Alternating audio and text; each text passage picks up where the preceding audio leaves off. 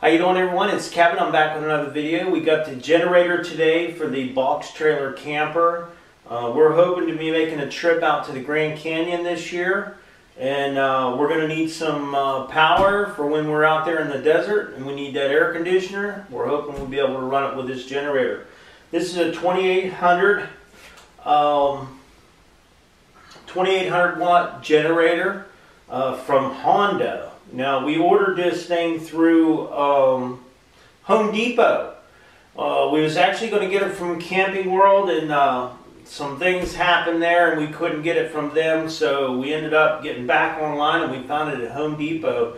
And I ended up getting the cover for this and the generator for the same price that Camping World wanted for theirs. So we're going to get this guy opened up, and I haven't looked at it yet. It just came, the guy just dropped it off, so we'll get it unboxed here and let you guys check it out. Okay, I see this has a gas gauge on it. I'm not sure how much gas it holds. I'm sure we'll get into the manual there and check it out. So let's get a little better view at this thing. Okay, this is a look at the front of the generator here. This is all your plug-ins on here, your breakers, your on and off for your engine, your choke. Everything's right here on the front to run this thing. Now, I'm going to be taking this thing outside here in a little while, and we'll get it started up and run it. Now, the decimals on here, it says quiet operation, only 61 to 69 decimals. And I think that's definitely a lot quieter than the one I used to have. I used to have a Troy built. It was a lot bigger one. It was like 6,000 watt, or I think it was 8,250 startup and then 6,000 running. This one's a lot less at the 28, but it'll still do what I need to do in my house. Like maybe if we have a storm or something, it'll run the refrigerator or run the freezer. Maybe not all at one time, but we'll be able to plug them in and off just so we don't lose our food. Now, they say it weighs about 67 pounds, and it has a built-in 30 amp plug. So we're going to be using that on our camper. And that was one of the main reasons we bought this, is so we can use it on the camper for when we go and there's, say we're boondocking, we don't have any power or anything, we'll be able to run this thing and still be able to have our air conditioner or whatever else we need to run. That was why we bought it. And we wanted something quiet, and they say these are pretty quiet, so I'm sure we'll find that out. So basically we got to get this thing outside. We got to make sure we read the owner's manual on this one to make sure we do everything right, because we think we're going to have to put oil and everything in it before we even start it. But I'll get into the manual, we'll check everything out, and we'll get you guys back in here and we'll get her fired up. Alright, we have the generator out here on a good level surface now. We're going to go ahead and start adding the oil to it. It says to use SAE 10W30, so that's what we're going to put in here. We're going to go ahead and get the oil filled up, and then we're going to get some fuel put in this thing. Your machine says that it takes between 15 and 16 ounces. I have a little funnel here I made up for so I could put oil in the go-karts and stuff, but hard to reach. And I put a little hose on it. Makes it easier for me to see down in there with the clear hose, and just works out all better.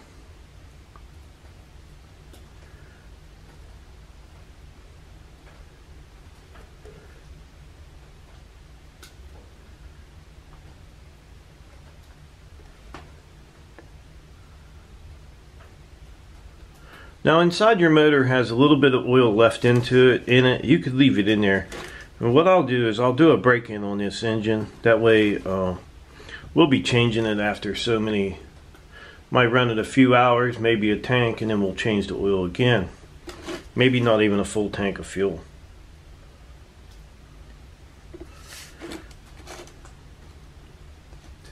So we're going to go ahead and finish filling this up, and then we'll get you guys right back in here.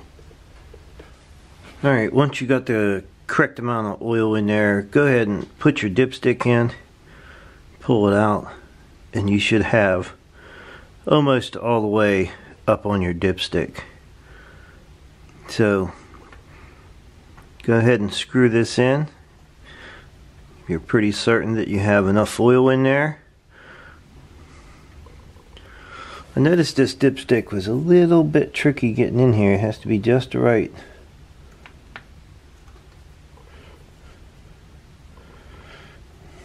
So we got the oil in it now. On the top of your machine, you can go ahead and take this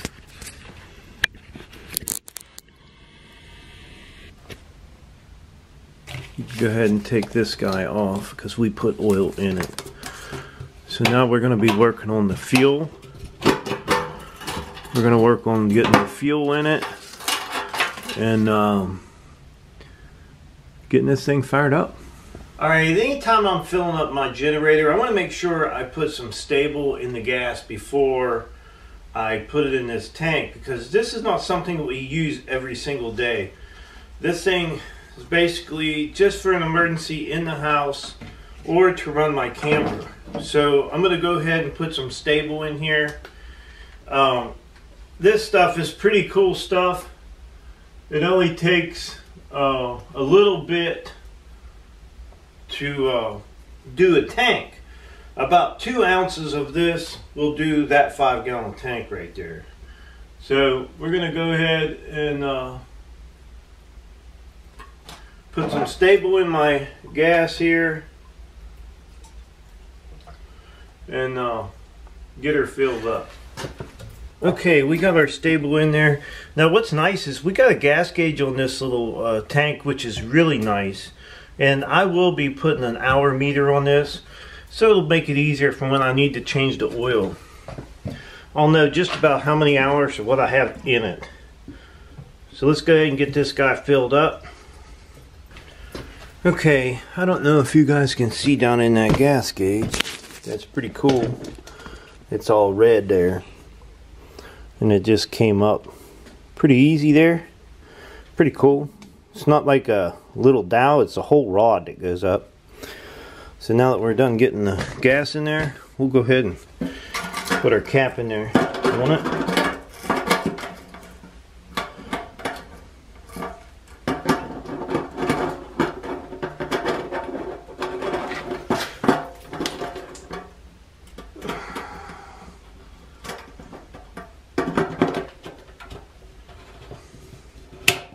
Okay, we're just about ready to run this thing.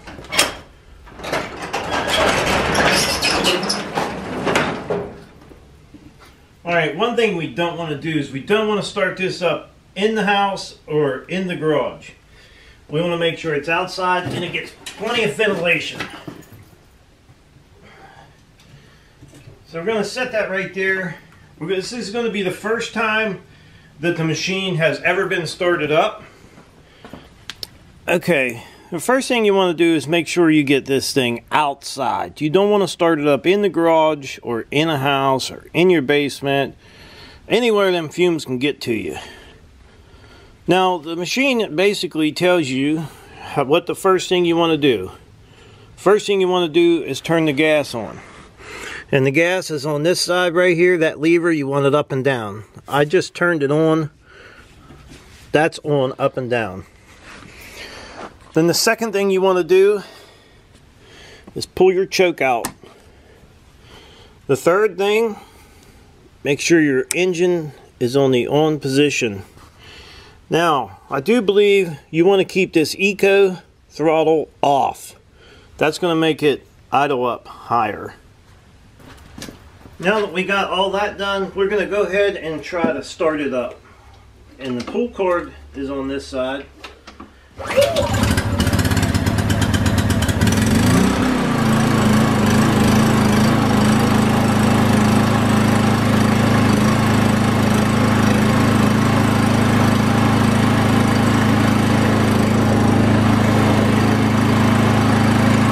It's definitely quiet, for sure. Not bad at all, compared to my old one. Now we're going to give it a little bit of time to warm up. And I have an extension cord running to my table saw I think that's going to draw about the most juice in my garage. So I want to try it on my table saw. Alright, I'm going to go down there and switch it to Eco Throttle.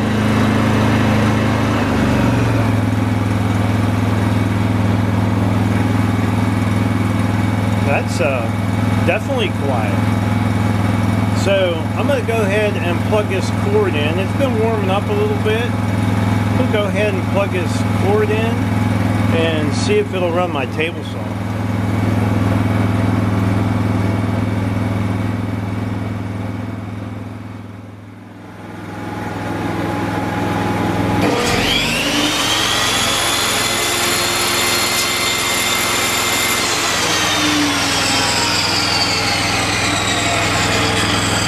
Boy, with no problem.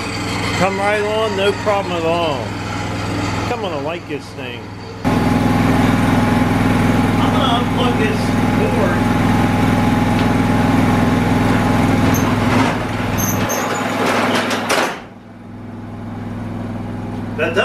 That's not very loud at all. It's actually really quiet. I figured I'd try it with the door down, because most of the time you're gonna have that door down anyhow. So definitely a quiet machine. I wanted to show you guys just how I shut the machine off. I never turn it off by switch. I always go over and just turn the fuel off and let it run dry.